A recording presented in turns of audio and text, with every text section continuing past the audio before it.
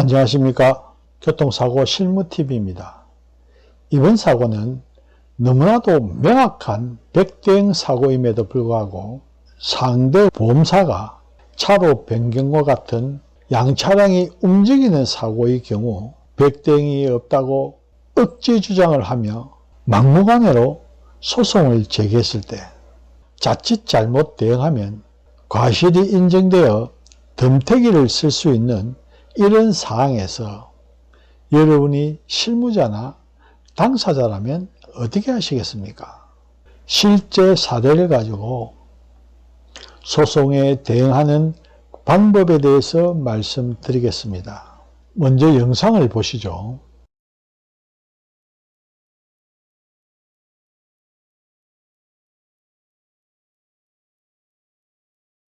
한 번 더 보시죠.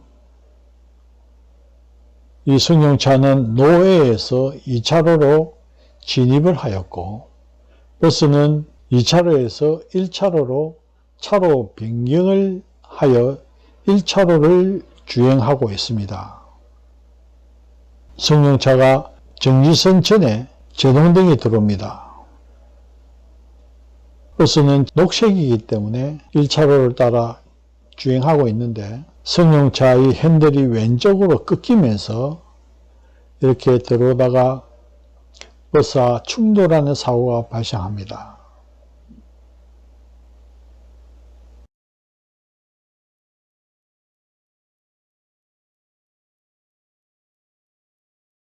승용차가 2차로에서 브레이크 등이 들어오고 이때까지는 바퀴가 12시 방향으로 향하고 있습니다. 이때 바퀴가 꺾이기 시작하죠. 완전히 꺾은 채로 회전하듯이 차로 변경을 합니다. 바퀴 방향을 봐가지고는 차로 변경이 아니고 회전하려는 의도가 보이죠. 이렇게 해서 버스 우측면과 승용차의 좌측면이 충돌하는 사고가 발생합니다. 우측면도 한번 보시죠.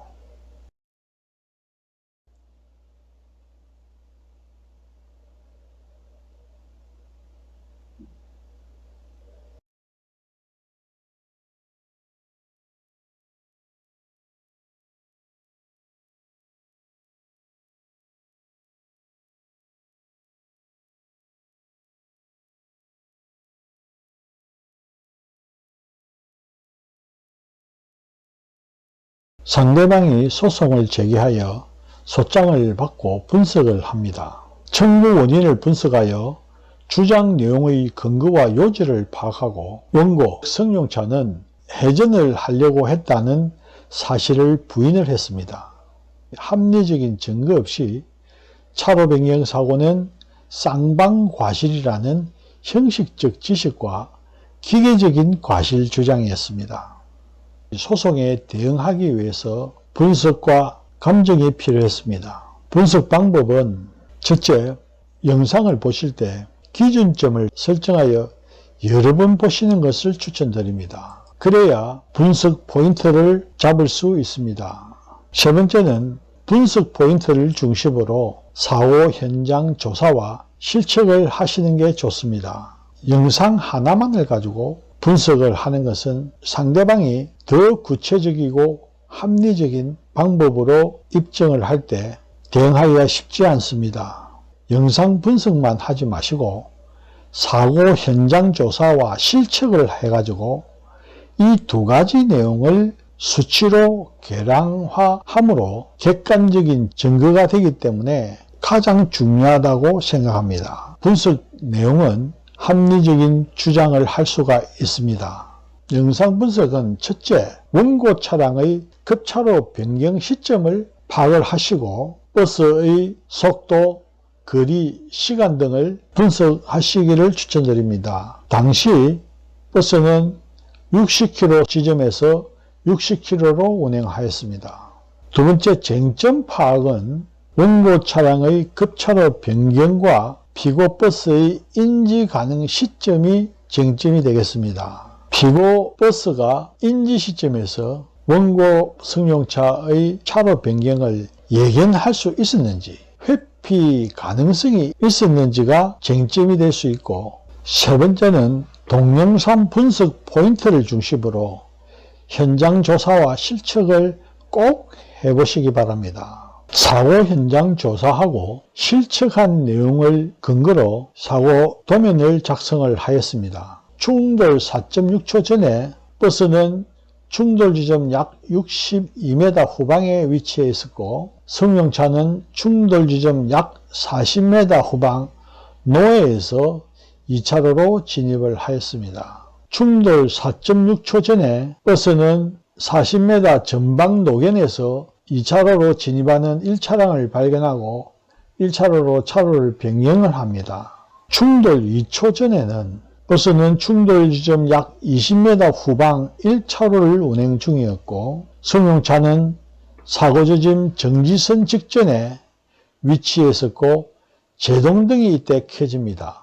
방향 지시등은 작동을 하지 않은 상태입니다. 충돌 2초 전에는 버스는 충돌 지점 약 20m 후방 1차로를 운행 중이었고, 승용차는 사고 지점 직전에 제동등이 켜지고 이때 방향 지시등은 작동하지 않았습니다. 충돌 0.9초 전에는 버스는 승용차 6m 후방 1차로를 정상 운행 중이었고, 승용차는 사고 지점 정지선에 정지하였습니다. 충돌 0.9초 전에 버스는 승용차 약 6m 후방 1차로를 운행 중이었고, 승용차는 정지선에 정지를 하였습니다. 충돌 0.7초 전에 버스는 승용차 4m 후방 1차로를 운행 중이었고, 승용차는 정지선에 정지하다 갑자기 출발을 하였습니다. 이때도 역시 방향 지시등은 켜지 않았습니다.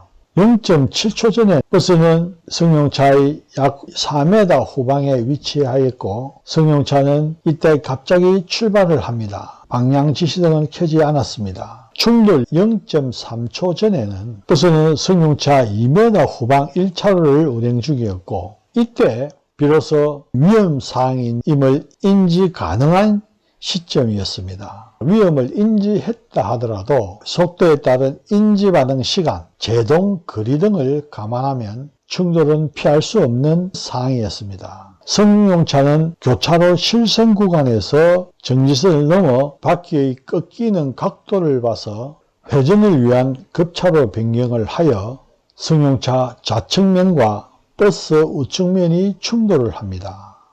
버스는 승용차 2m 후방 0.3초 전에 비로소 승용차의 차로 변경을 인지를 할 수 있었고, 이 지점은 교차로 실선 구간으로 차로 변경이 금지되어 있습니다. 승용차의 좌측면과 버스의 우측면이 충돌을 하였습니다. 영상 분석 및 현장 조사 자료를 수치로 계량합니다. 영상을 통해서 쟁점 포인트별로 시간 및 거리를 실측을 합니다. 포인트 및 이동 시간을 분석을 합니다. 이 시간별 지점을 특정하고 거리를 실측을 합니다. 버스가 원고 차량의 급차로 변경을 예견 및 회피 가능성에 대해서 분석을 합니다. 사고 지점은 제한속도 60km 지점이고 버스는 60km의 속도로 운행했습니다. 정지거리는 37m가 필요합니다. 정지시간은 3.5초가 소요됩니다. 피고버스가 급차로 변경을 예견할 수 있었는지, 예견할 수 있었다면 회피 가능성이 있었는지를 분석했습니다. 사고 발생 0.3초 전에 원고 차량이 차로를 변경한다는 것을 인지할 수 있었습니다. 원고 차량 2m 후방에서 위험을 인지할 수 있었습니다. 버스 속도에 따른 정지거리 및 시간을 감안하면 불강력적인 사고라고 주장을 하였습니다. 이렇게 영상 분석과 사고 현장 조사와 실측하여 분석한 내용을 가지고 답변을 하였습니다. 판결입니다. 사건 번호는 서울중앙지법 2018 가소 2759247입니다. 판결 결과는 피고가 100대 0으로 성소하였습니다. 교통사고 중에서 잘못된 인식이 많은 유형이 차로 변경 사고입니다. 영상을 보는 사람의 시각과 지식, 입장에 따라서 달리 보기 때문에 다툼의 여지가 상당히 많습니다. 자동차 사고 과실 비율 인정 기준에도 쌍방과실이 기본입니다. 차로 변경 사고는 무과실이 없다는 인식이 너무 많습니다. 그렇기 때문에 객관적이고 합리적인 증거야말로 이런 억지 주장에 대응할 수 있는 좋은 방법 중에 하나입니다. 영상을 분석하여 쟁점 포인트를 파악을 하고 현장 조사와 실측을 통해서 수치로 계량함으로써 어느 누가 보더라도 증거로서 동의를 할 때 감정의 힘을 가지는 겁니다. 객관적이고 합리적인 증거를 가지고 과실 유무가 결정되기를 바랍니다. 시청해 주셔서 감사합니다.